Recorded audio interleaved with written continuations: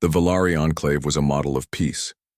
Nestled on the fringes of the Orion Arm, their crystalline cities floated above gentle oceans, and their culture was steeped in harmony, science, and diplomacy. They had no military to speak of, only patrol drones and treaties. That peace shattered when the Drenhur came. The Drenhur, a brutal reptilian species known for leaving burning colonies in their wake, saw the Valari as ripe for conquest. Without resistance, they descended upon Valari Prime like a plague, targeting communication hubs, atmospheric filters, and orbital platforms with surgical cruelty. Within a single rotation, half the planet's infrastructure lay in ruins. Valari, leadership in their desperation, turned to an option none had seriously considered for generations: activating the galactic distress beacon. It was more myth than strategy. The beacon had one coded recipient: Earth.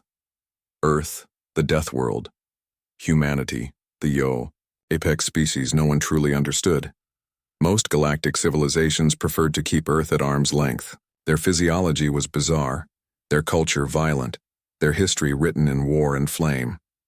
Some dismissed them as relics from a bygone era. Others feared them. But no one asked them for help. Until now. High Speaker Arlan of the Valari stood in the beacon chamber, his elegant hands trembling as he keyed in the final sequence. His advisors begged him to reconsider, warning of the legends. Earth didn't send help, they said. Earth sent war, but Arlan had no other choice. The message was simple, a digital cry into the void. This is the Valari Enclave.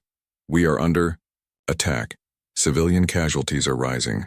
We request immediate aid, please, anyone. Earth, if you hear this, help us.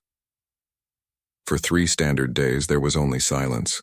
The Drenhur tightened their grip, and Valari Prime prepared for the end. Then, on the 4th day, a reply came through Earth's old relay channel. No video, no audio, just 2 words burned into the transmission feed. We heard. The Valari. Council stared at the screen in confusion and growing dread. No further explanation, no demands, no questions. Earth had acknowledged the call, but what would they send? A ship?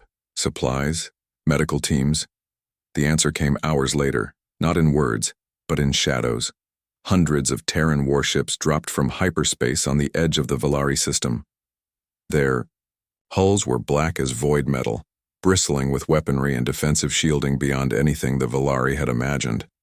Massive carriers, nimble escorts, kinetic strike platforms, and fleets of automated drones took formation with chilling precision. The lead ship, the TSV Vindicator, broadcast one single message system-wide. Terran Vanguard Fleet 6 deployed. Threat level, planetary siege, civilian protection priority 1, commencing suppression. The Valari gasped in awe and horror. There had been no discussion, no diplomacy. Earth had already made its decision. As Valari citizens looked skyward, through clouds of smoke and ash, they saw salvation descending not in the form of relief ships or aid workers, but as a fleet of war. The cry had been heard, and in true Deathworlder fashion, Earth had answered not with pity, but with power. Rear. Admiral Nyala Rend stood on the bridge of the TSV Vindicator, her expression cold and unreadable as data flooded in. Valari Prime's cities were still burning, and Drenhur ships were maintaining orbital superiority. That wouldn't last long. Earth's mandate was clear: civilian protection first, enemy eradication second. Diplomacy wasn't on the table. The Terran Vanguard had been dispatched not to talk the Drenhur down, but to remove them. Permanently. Rend's voice was steady as she issued her commands. Deploy strike wings. Target Drenhur command vessels and weapons platforms only. Civilian zones are off limits. Confirm with orbital scans. Launch sequence on my mark. Across the fleet, hundreds of Terran vessels moved in perfect synchronicity. From sleek gunships to hulking dreadnoughts, every ship had its role. The Drenhur, used to easy victories and terrified enemies, scrambled to respond. Their warships turned to face the new arrivals, only to find themselves outgunned, outmaneuvered, and completely unprepared for the sheer discipline of Earth's military machine. The Terrans didn't broadcast warnings.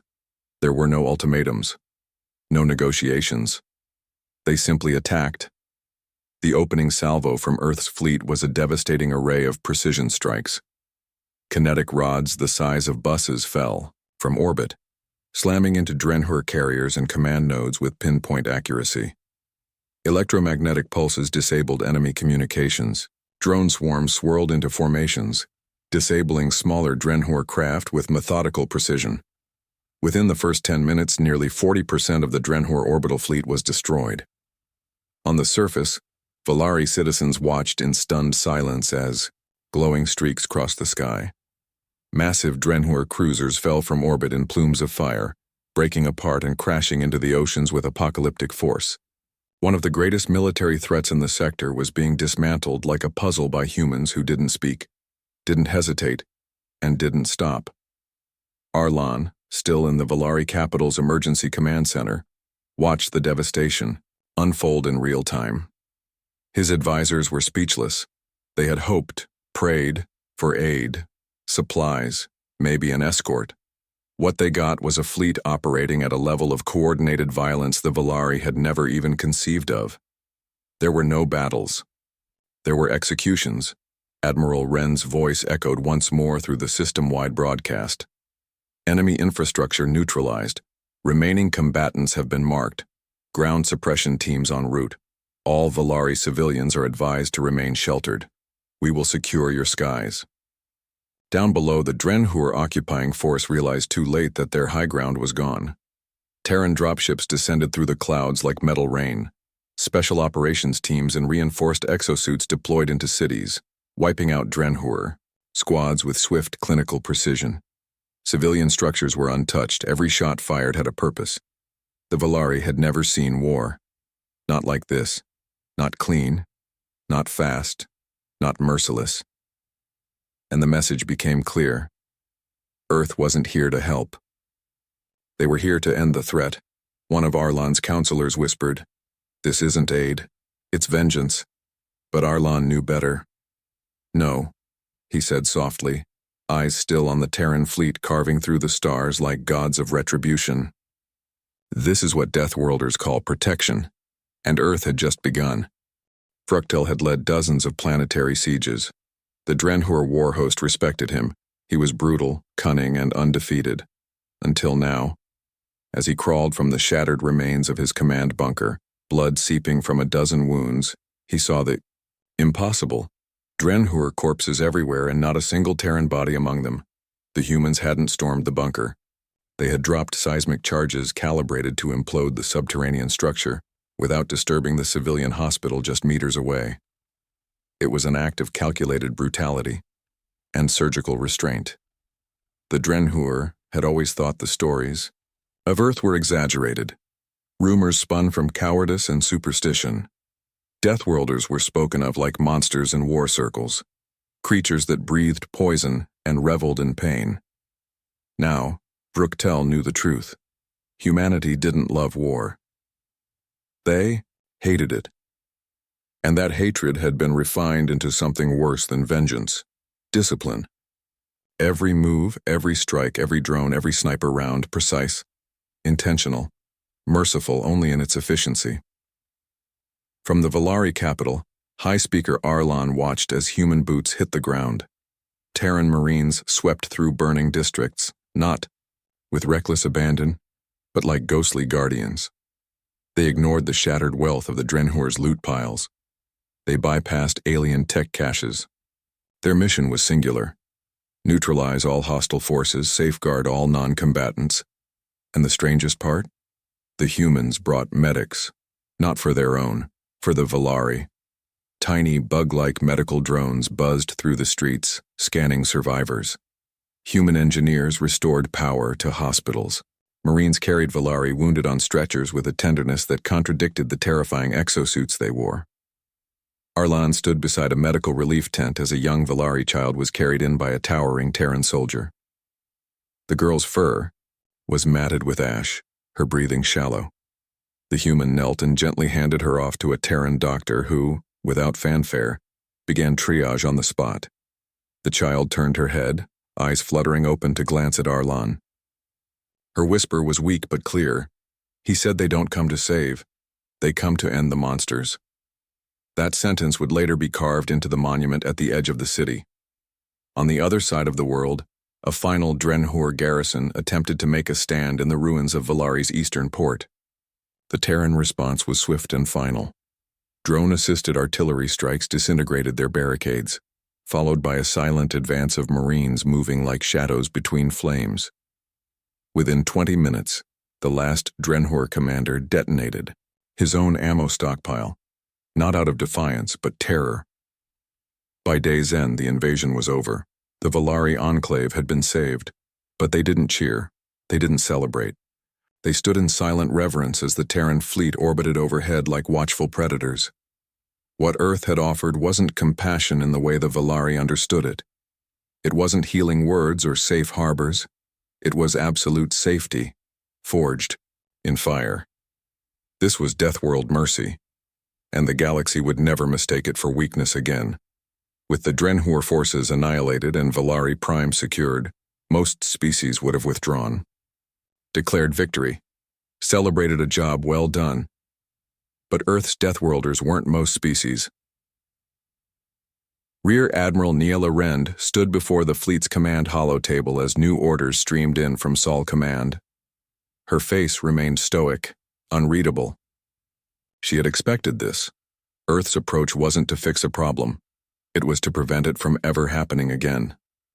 The Terran vanguard wasn't leaving. Instead, they expanded.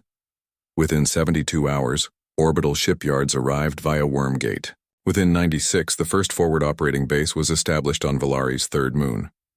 Drenhur remnants trying to regroup in nearby systems found hyperspace lanes disrupted by Terran jamming buoys. Even uninhabited asteroids now bore human gun, platforms rotating silently like sentinels of vengeance. When the Valari Council cautiously inquired if Earth intended to occupy them, Admiral Rend simply responded, "No occupation, no debt, just security. We leave when we're sure they can't come back." The response stunned the Valari. Humanity wanted nothing, no territory, no resources, not even praise.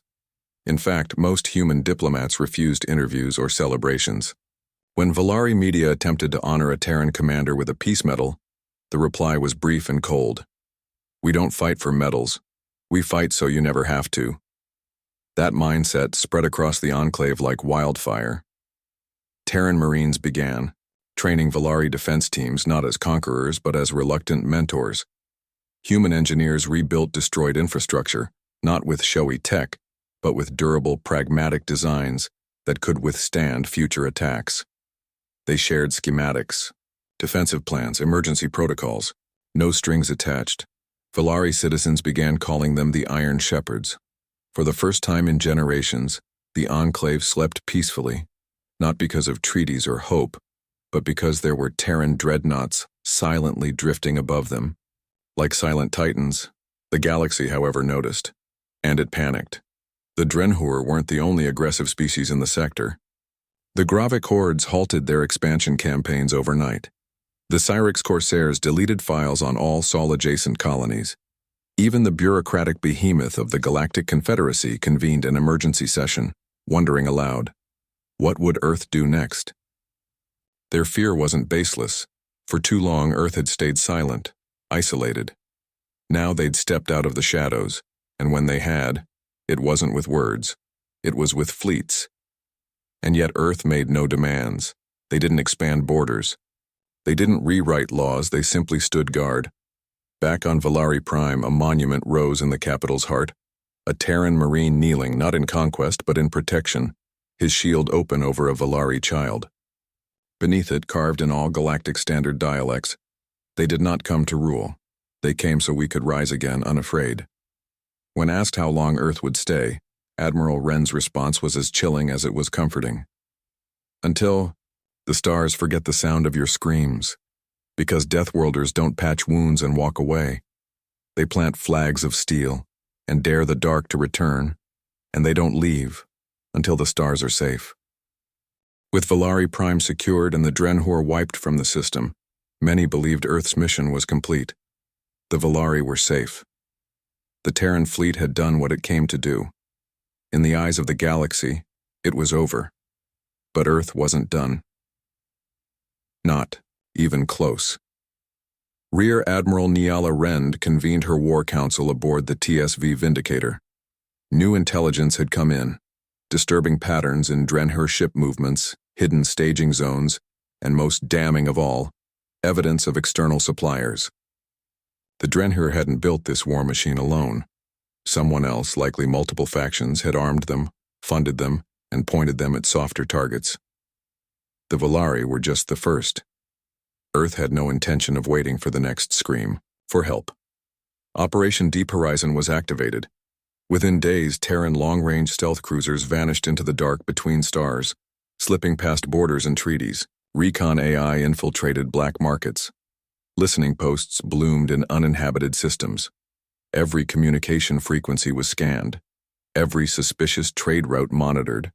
Earth began hunting the enablers, and the galaxy began to realize the terrifying truth. The Deathworlders were mobilizing.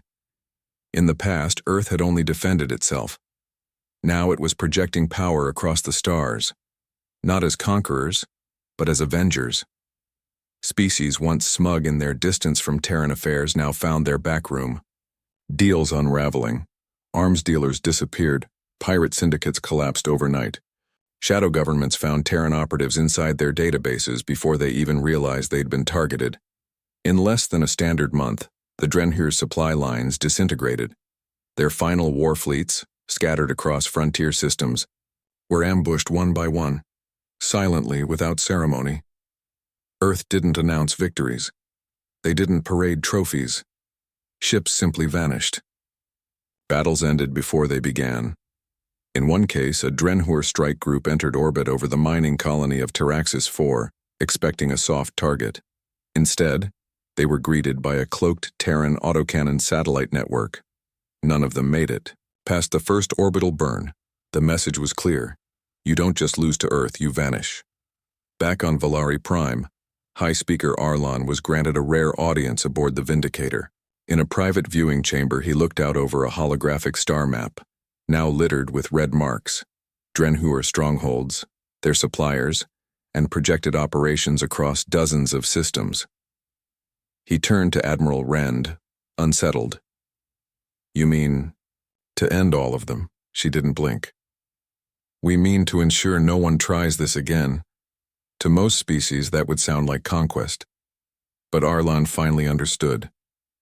This wasn't empire building. This was quarantine enforcement. Earth had seen the galaxy's disease, its pirates, slavers, warlords, and opportunists, and decided the cure wasn't peace talks. It was fire and steel. Now even species who once scoffed at human resolve were reevaluating their alliances. Some sent envoys. Others sent apologies. A few wisely sent nothing at all, because the galaxy now understood. Earth had been merciful on Volari Prime. Every action since was a warning. This wasn't Earth's retaliation. It was Earth's awakening, and the Deathworlders weren't sending help anymore. They were cleansing the stars. The galaxy had long believed humanity was simply late to interstellar politics, late to war, late to diplomacy. What they never realized was that Earth wasn't late. It was watching, and when it finally moved, it moved like an avalanche. Not with noise, but with unstoppable momentum. 6. Months after the Volari crisis, the political landscape of 3 quadrants had shifted, not because Earth had claimed territory, but because everyone else had abandoned theirs. The threat of provoking the Deathworlders had become the galactic equivalent of suicide. Where once slavers set up trade hubs and warlords conducted open piracy, there were now silent, empty outposts, burned clean by orbital strikes or found abandoned. Their occupants disappeared without a trace. In the galactic capital of Kevrin Station, the Confederacy gathered once more to discuss this sudden Terran interventionism. Species that had mocked Earth as a primitive backwater now sat rigid, measuring every word. They had summoned a Terran diplomat hoping to reassert control. Instead, Commander Avalon Drax arrived. not in robes of peace, but in her black fleet uniform, chest bare of any insignia except the small silver Deathworld clasp. She didn't make a speech. She handed them a data pad. It contained the names of 37 known slave routes, 19 illegal weapons distributors, and 11 governments funding border conflicts, all of them part of the Confederacy's untouchable class. "We know," she said flatly. "And if you don't stop them, we will." When one representative dared to ask what authority Earth had to make such threats, Drax only offered one sentence in reply: "You didn't summon us, you unleashed us." That phrase burned into AE, the galactic consciousness, like a scar. Because it was true. The Valari's cry for help hadn't brought heroes. It had cracked open the door to a world the galaxy had long feared, and rightly so. Deathworlders weren't peaceful. They weren't diplomatic. They weren't even interested in power. They were interested in justice. And once Earth decided to bring it, there was no off switch, no treaty, no committee, only results. Back on Valari Prime, the monument to the fallen had grown. Now beside the Terran Marine shielding the child, another statue stood, a mirror of the first, but with the figure's back turned, sword drawn, eyes scanning the stars. It symbolized the truth the Valari had come to accept. Earth didn't just protect. It hunted. To the humans, mercy wasn't weakness, it was controlled strength. And when that strength was unleashed, it came with consequences far beyond the initial rescue. The Drenher Empire no longer existed. Their backers, silenced. Their legacy, erased. And Earth had returned to its shadows, not withdrawn, but watching once more, fleets cloaked, satellites listening, and operatives scattered across space like quiet guardians. So when a new race, the Zirthik, whispered among themselves about testing Earth's resolve, their oldest, elder spoke one final warning: "You don't summon Deathworlders, you survive them. Because when Earth arrives, it doesn't just rescue the innocent, it rewrites the stars. Forever."